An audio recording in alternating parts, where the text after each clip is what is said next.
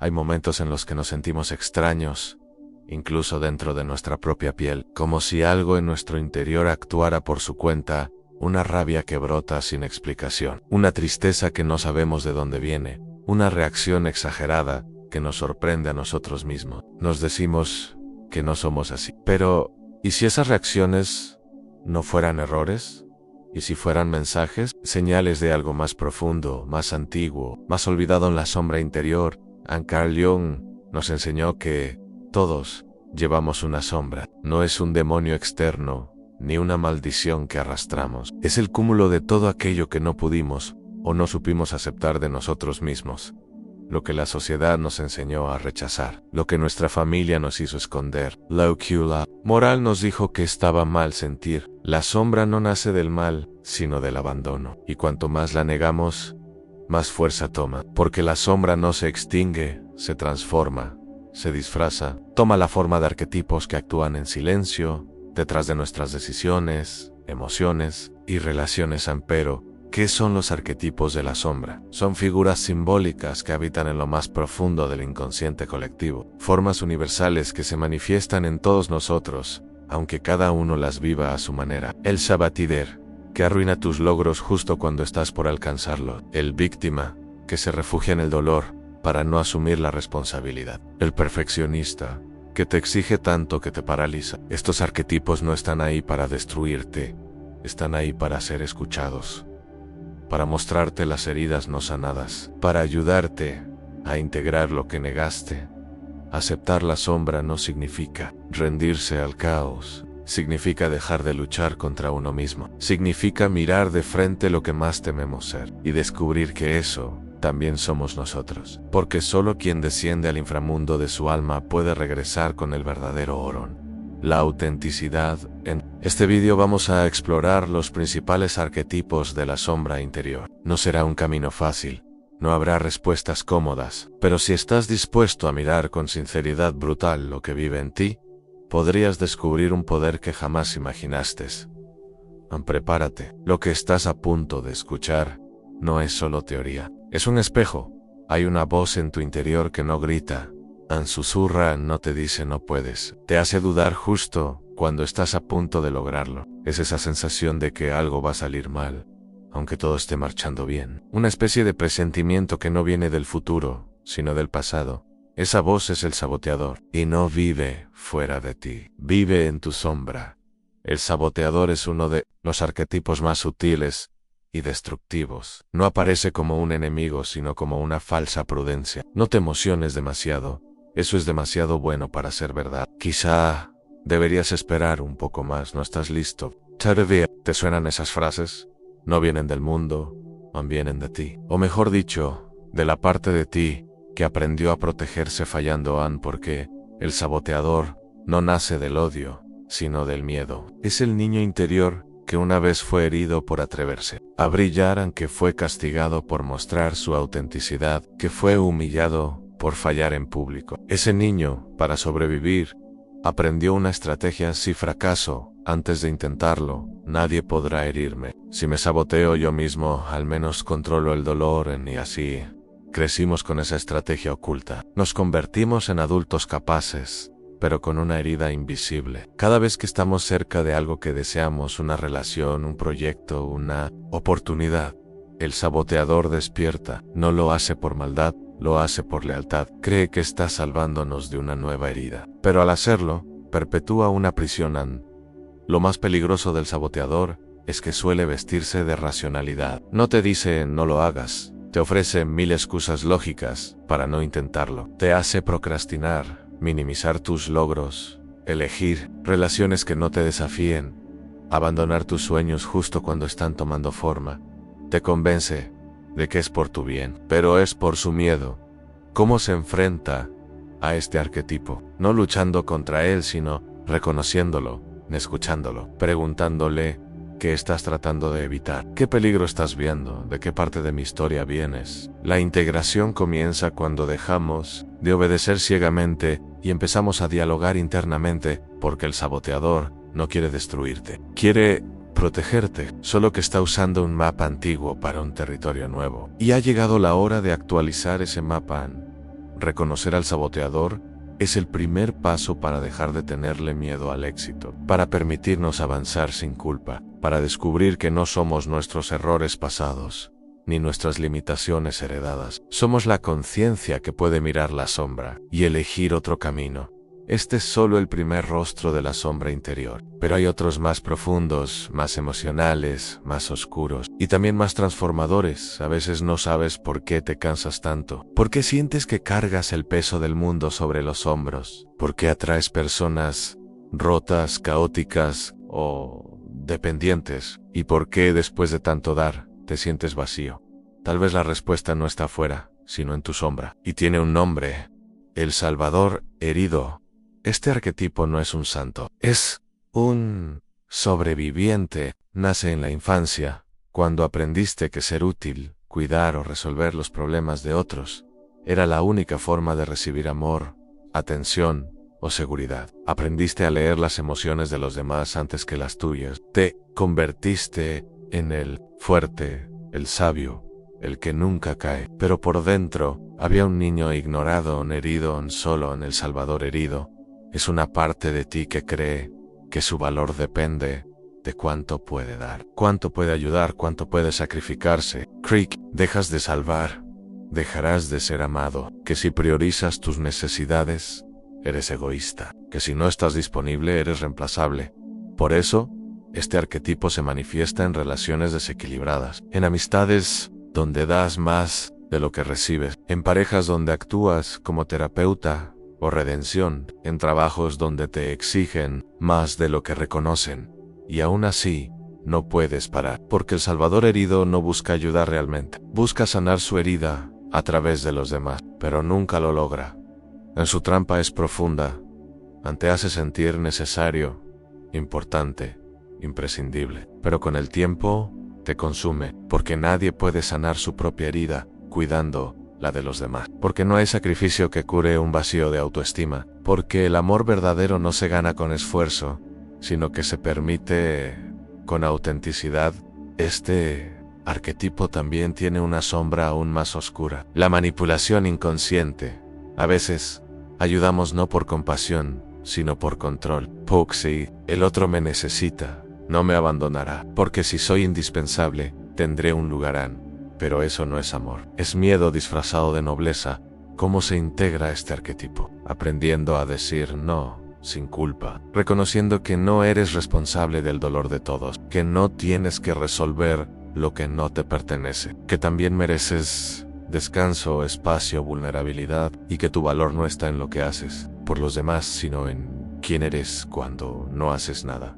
El Salvador herido necesita una nueva narrativa, no la del sacrificio eterno, sino la del autocuidado radical, la del amor propio que no se basa en méritos, la del adulto que abraza a su niño interno y le dice: ya no tienes que salvar a nadie para merecer amor, ya eres suficiente.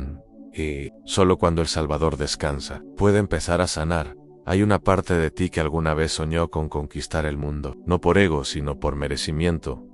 Querías lograr cosas grandes, ser escuchado, tener impacto, que tu voz resonara, que tus decisiones importaran. Pero algo pasó en el camino, y sin darte cuenta, te convertiste en espectador de tu propia vida. Tus ideales se volvieron nostalgia, tus planes, polvo, y tu fuerza. Una sombra en el rey caído es ese arquetipo que nace cuando tu poder interno ha sido traicionado, negado o castigado. A veces por figuras de autoridad que te hicieron sentir pequeño, a veces por fracasos que quebraron tu fe, otras por miedo a destacar y ser rechazado. El rey caído es un soberano exiliado dentro de ti, que aún recuerda el trono, pero teme volver a él. Este arquetipo se manifiesta como resignación, como apatía disfrazada de humildad, como excusas que suenan racionales. No es el momento, no tengo lo que se necesita, hay personas mejores que yo. Pero detrás de esas frases hay heridas no resueltas, vergüenzas no enfrentadas y un fuego que sigue ardiendo. Aunque lo niegues, a veces el rey caído actúa como víctima, espera que alguien lo venga a rescatar. Otras, como tirano interno, se castiga por cada error, se sabotea cuando está por avanzar. se juzga con una dureza que jamás aplicaría a otro. Y en algunos momentos intenta reinar en territorios ajenos en sí, vuelve controlador, perfeccionista o crítico, porque no se permite liderar su propia vida. Pero en el fondo, este arquetipo solo quiere recordar quién es, quiere volver a confiar en sí mismo, en recuperar su voz, su voluntad, su capacidad de crear destino, no como un emperador que domina, sino como un soberano que guía, que se responsabiliza, que honra sus talentos sin arrogancia y sus límites sin vergüenza. El rey caído comienza a transformarse cuando deja de esperar permiso, cuando ya no necesita que otros le validen, cuando toma decisiones difíciles, pero necesarias. Cuando entiende que el liderazgo no es tener seguidores, sino tener dirección, y que el mayor acto de poder no es mandar, sino mantenerse fiel a uno mismo. Este arquetipo no busca gloria externa, busca soberanía interna, el tipo de poder que no depende de títulos, dinero o estatus, sino de presencia, de coherencia, de integridad. Y aunque el trono parezca lejano, cada paso consciente hacia tu verdad es un regreso a An, porque el rey nunca se perdió, solo estaba dormido. Hay una parte de ti que aún cree en la magia, que se emociona con las pequeñas cosas, que necesita ternura, contacto, un abrazo silencioso, una mirada que digan te veo, An, eres importante. Pero esa parte ha sido ignorada durante años, en nombre de la madurez, reprimida para sobrevivir en un mundo que no tiene tiempo para la sensibilidad. Ese es el niño olvidado. An no es simplemente la imagen de tu infancia, es un arquetipo viviente dentro de ti, es la fuente de tu asombro, de tu creatividad, de tu vulnerabilidad más pura, pero también es donde se alojan muchas de tus heridas más profundas, el abandono, el rechazo, la culpa por sentir demasiado. No es coincidencia que cuando te sientes desbordado, muchas veces no reacciones como un adulto racional, sino como un niño herido que no sabe cómo pedir ayuda. Este arquetipo se manifiesta en la dificultad para poner límites, en el miedo al conflicto, en la necesidad de agradar constantemente, como si tu valor dependiera de ser aceptado por todos. También aparece en la búsqueda desesperada de aprobación, de afecto, de un bien hecho que nunca llega, porque no viene del presente, viene del pasado.